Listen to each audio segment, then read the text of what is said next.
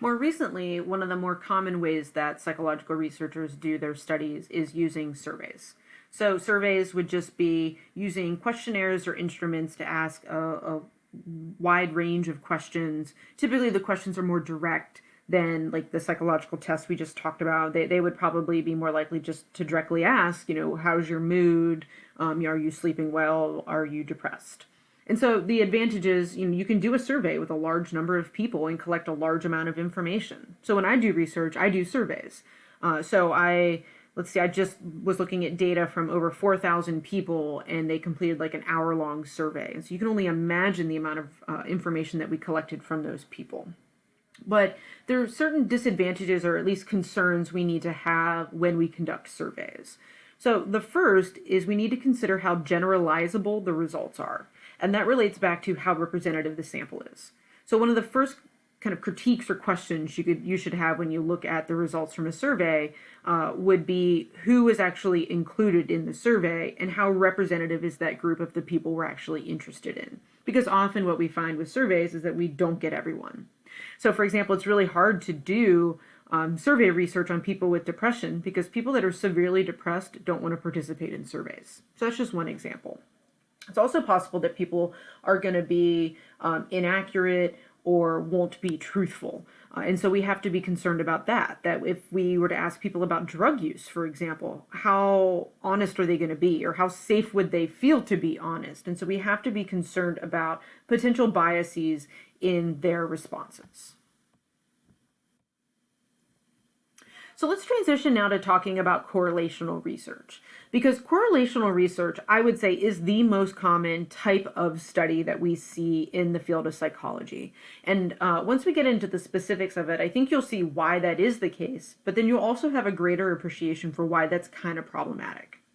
So your book did a great job of explaining correlational research to you. So I'm just going to kind of hit on some of the areas that students tend to get confused, and then also try to give you from a few different examples from a few different perspectives.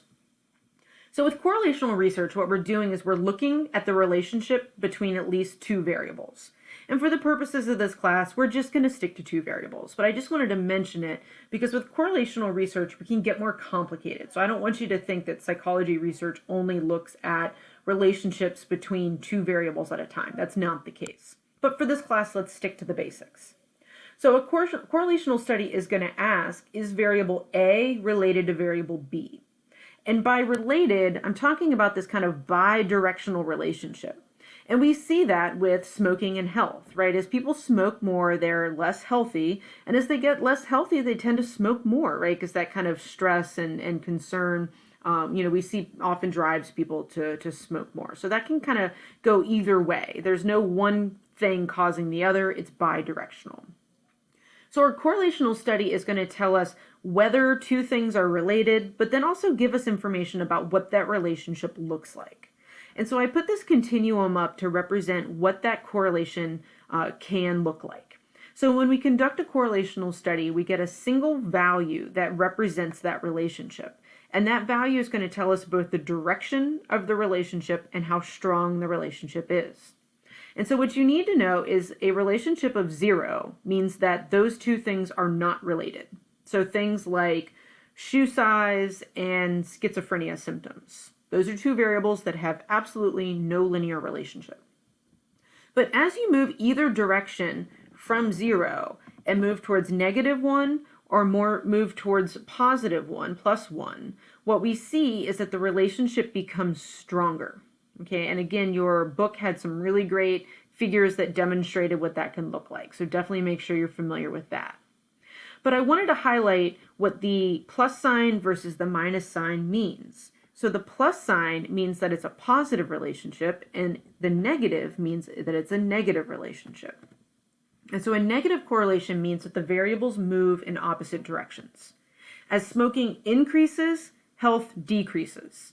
So you have one variable going up, the other variable going down. That means they're moving in opposite directions. A positive correlation means that they move in the same direction, either up or down. Okay, so education and income would be an example where both variables move up. As you get more education, you tend to make more income. That's increasing, which means positive correlation. Same thing with sleep, meaning that as sleep decreases, your motivation tends to decrease. Because they're both decreasing, the variables are moving in the same direction. It means it's a positive correlation. So your class activity this week will really hit home negative versus positive and also get at some of these other issues related to correlations. So the advantage of correlational research is it's kind of cool to show whether variables are related. That can be really helpful. And so if you can show they're related, it means we can make predictions. The predictions might not be 100% accurate or super precise, but at least we can kind of make a prediction. So you probably are assuming as you get more education through college, you're going to make more income later on, higher salary. So that's a prediction based on correlational research. Is it absolutely known? No. Do we know exactly what your salary is going to be? No. But we can at least generally predict you will make more money than if you didn't go to college. The biggest limitation, though, is correlation does not mean causation. So this is the big disadvantage that comes with correlational research, is we don't know, is it actually that education causes more income, or is there maybe something else at play? Could it maybe also be that an individual that has access to college is someone that already had more money, which means that their salary at the end maybe is just already going to be more because they already had more money, for example. So that would be what we call a third explanation. So the third explanation there would be socioeconomic status. And so I really I want you to tattoo on your arm. Okay, don't actually tattoo it, but this is how important it is. You need to know that correlation does not imply causation, because this is one of the number one mistakes that people make when interpreting psychological research. When scientific research makes it into the mainstream, like Washington Post, New York Times, Fox News, CNN, this is the number one mistake that gets made. So here's a really good example. So we could say that it seems that low self-esteem causes depression. That makes sense, right? If somebody feels bad about themselves, they're going to feel sad. Okay, I could see that being the relationship. But we also know that as people feel sad, they start to feel worse about themselves. So is it that A causes B, B causes A, or is it that some other third variable causes both? So here it could be, let's say, a chemical imbalance. Okay, we'll talk a little bit about that later in the semester when we talk about theories behind psychological disorders. So this could be that C causes both A and B. Because we just know that these two variables are related doesn't tell us anything about the direction of the relationship. Here's an example that I just saw on the news the other day, and so I just wanted to share it. So there was a claim circulating that coronavirus wasn't actually a virus per se. It was people getting sick from 5G technology that the government was using to control their citizens. Okay, so here is the map that shows all of the 5G towers. So a bigger circle means more towers. And this map over here shows the current outbreaks of the coronavirus. And so what these individuals claimed was they looked at these two maps and they said, oh my gosh, look at the similarities.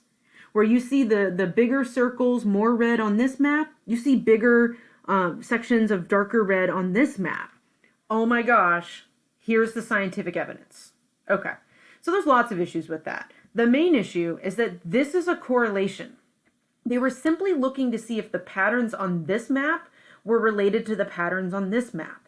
That is a correlation. That does not show causation. So stop for a second and think, what is the alternative explanation? What else could be explaining the patterns on the map? So I'll pause for a second. If you want to pause your video and think through it, you can. If you're just eager to know, population, right? Where more people live, they're going to be more likely to put cell towers. And where more people live, you're more likely to have exposure and transmission of COVID-19. And so there's actually a third explanation here that, can pretty quickly rule out this hypothesis or this claim that 5G technology causes COVID-19. So this is just one example of how we're seeing correlational research be misinterpreted even today when we're talking about the coronavirus.